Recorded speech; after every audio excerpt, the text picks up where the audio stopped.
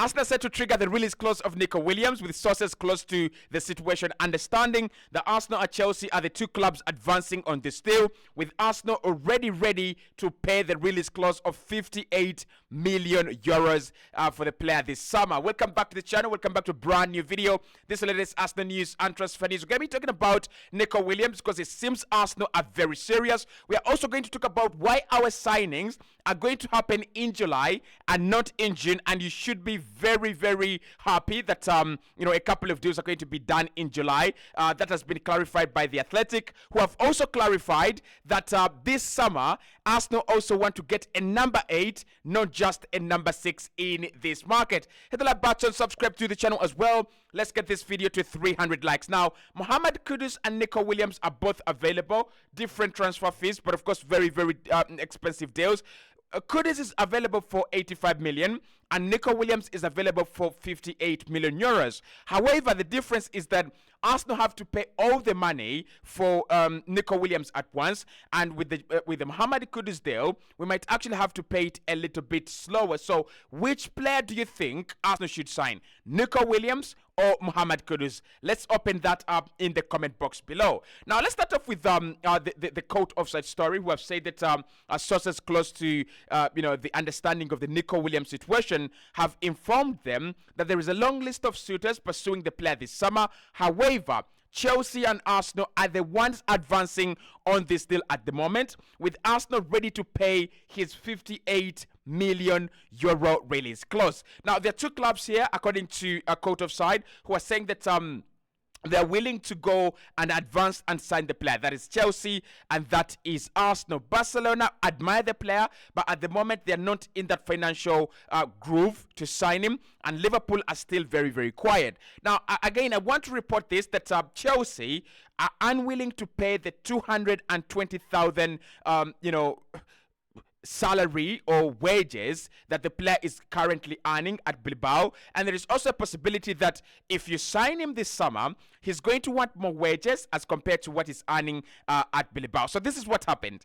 The player signed a new deal in December, which gave him around 200,000 a week at Atletico Bilbao. That is crazy, and that means that if a club like Chelsea or Arsenal come in, they're actually going to have to pay him around 230 to 250,000.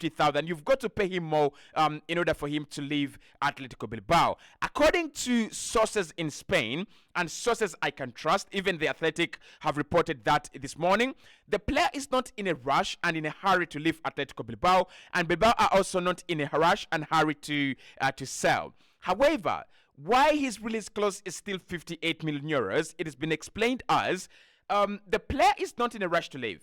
However, he wants a way out. He wants to know, and he wants to make sure that if he wanted to leave, there would be a way out, right? So the 58 million euro release clause is a way out for the player.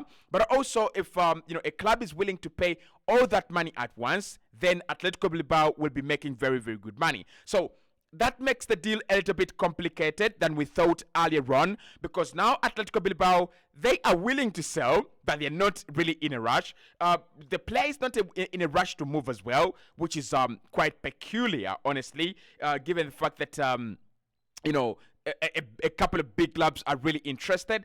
And also at the moment, the club that he wants to go to, Barcelona, cannot afford him. So there is a possibility and there is a world where the player stays at Atletico Bilbao, Arsenal don't get him, Chelsea don't get him, Liverpool don't get him, and he waits for FC Barcelona to work on their finances, maybe next summer, maybe the transfer window after that. But we wait to see. But what is clear in today's message and what is clear in today's articles is that Arsenal, if they are given the opportunity by the player and the players come, we are willing to go all the way and trigger that release clause. We are willing to go and sign him. I don't think wages would be our problem when I look at how much Arsenal are paying players these days.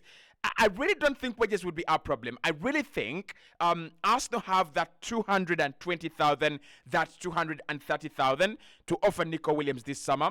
I also think that in the near future, two years to come, we're gonna see a lot of Arsenal players earning between 200 and 350,000 per week. And of course, we already have players that are earning between 180,000 to 300,000 in between there. So I don't think the deal will be expensive for Arsenal in terms of wages. In terms of the fee, it wouldn't be expensive. Chelsea, I don't see them really come back on this one. So what Chelsea have told the players Entrich is that this deal is very expensive. First and foremost, 200k for Nico Williams. Chelsea are not willing to pay that.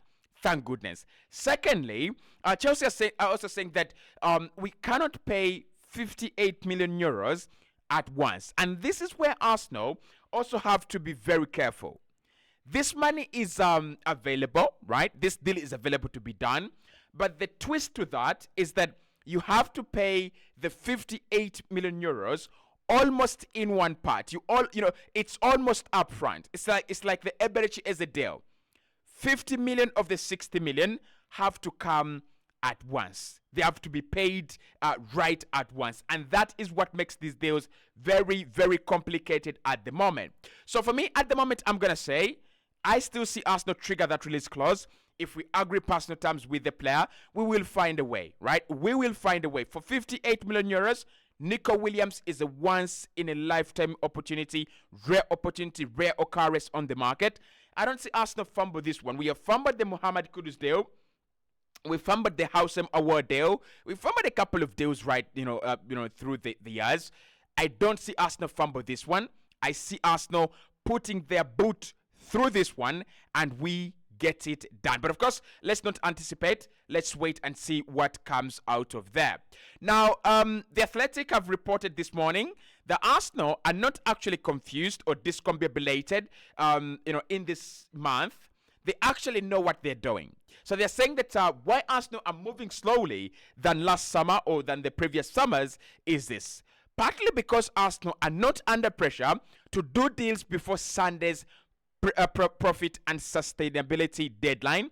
Given their significant expenditure last summer in accounting terms, it may suit Arsenal to do their transfers in July and onward. Now, I want to explain two things.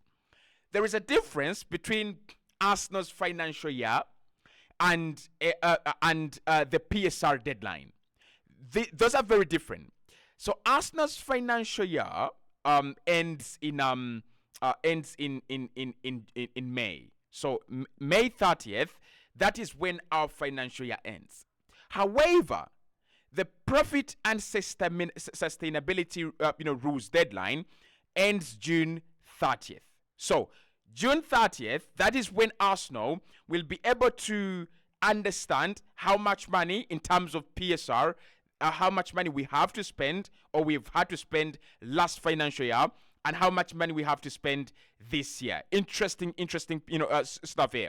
So, the Athletic are saying that Arsenal at the moment understand that because the PSR, deadline is June 30th, it will be better for us to start spending our money in July with a cleaner slate, with a new slate. We start doing deals right from scratch. And we expect a couple of deals now to be done for Arsenal starting July. We expect the Nico Williams deal to advance after the Euros. You expect the Eze deal, if anything is to happen. You expect the Mikel Moreno deal, who I'll do a video about separately, to advance if anything's going to happen, and a couple of other things. And of course, most of the players we want are also at the Euros. Apart from Gyökeres and Osimhen, most of the important players, Magui's at the Euros, a couple of players are really at the Euros, really, right? So, and it really makes a lot of sense. I wouldn't really think that Arsenal don't know what they're doing, but the reason as to why we've not done any deals yet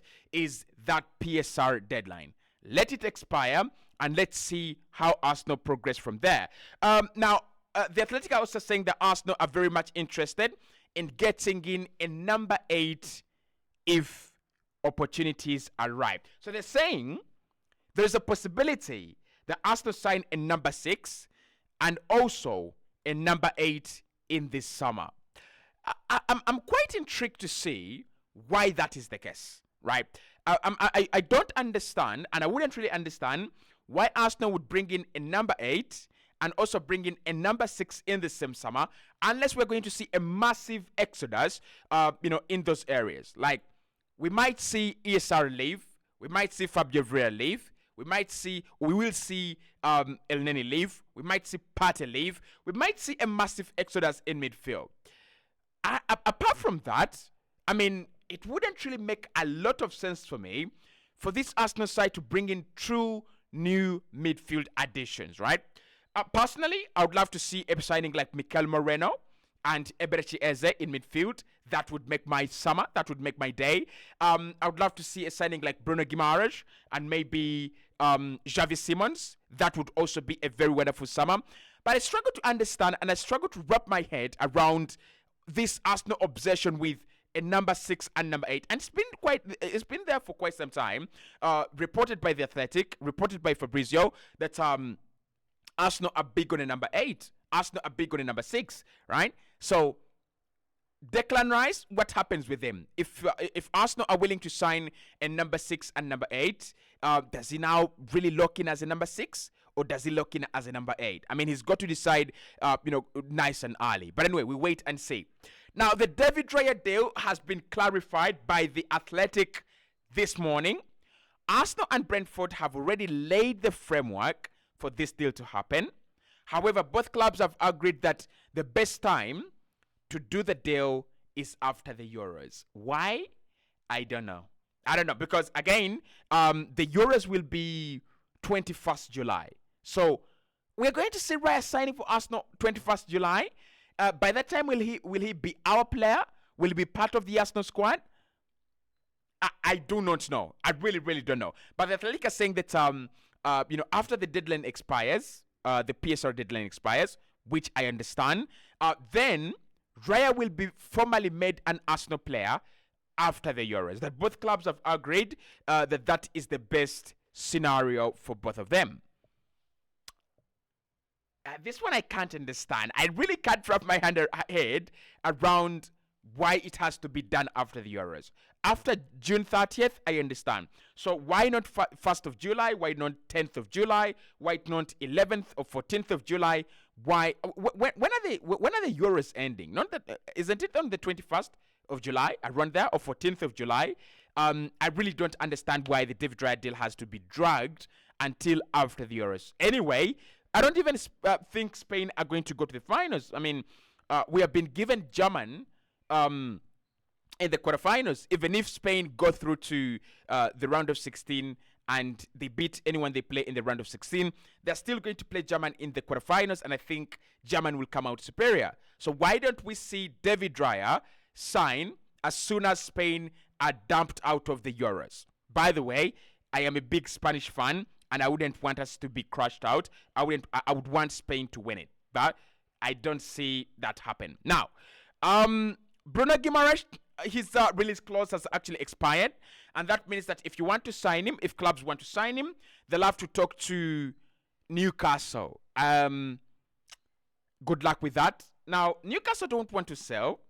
Sandro Tonali is going to come back very, very soon, and I think that is what they're planning to do. They're trying to build their team around Isak and Sandro Tonali and players like Steven Bobman. So, should Arsenal try? Yes. We should try on Guimaraes. We don't know what's going to happen with Newcastle financially.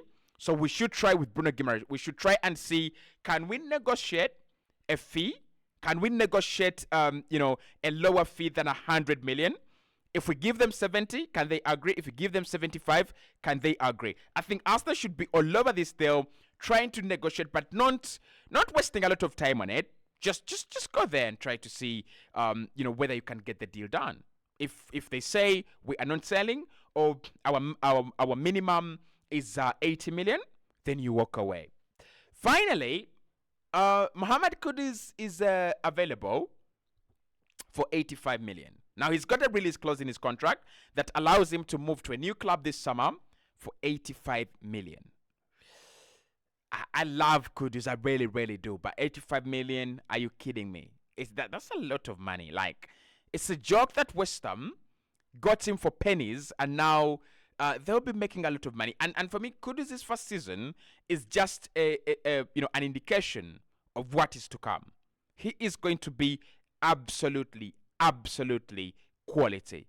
If he has another good season, we will see Kudus signing for another big club for very, very good money. But who would I take between the two, Kudus or Nico Williams? I think we might even throw in Pedro Neto in that conversation. Now, Neto has a 60 million pound price tag on him. He's injury prone, so Neto, no. Mohamed Kudus is not as injury prone. Nico Williams is not as injury prone. The thing with Kudus is that his deal will be easier to do. The 85 million can be paid, within maybe 3 years. So there is a bit of player contract amortization, right? That deal can be amortized. With Nico Williams, all that money has to be paid once, and Arsenal might be skeptical about paying the 58 million euros once. I would still go with Nico Williams, despite the fact that he wants 200,000 a week, and Mohamed Kudus might want less than that. I would still go with Nico Williams. I think Williams is has impressed me enough, honestly. See you soon.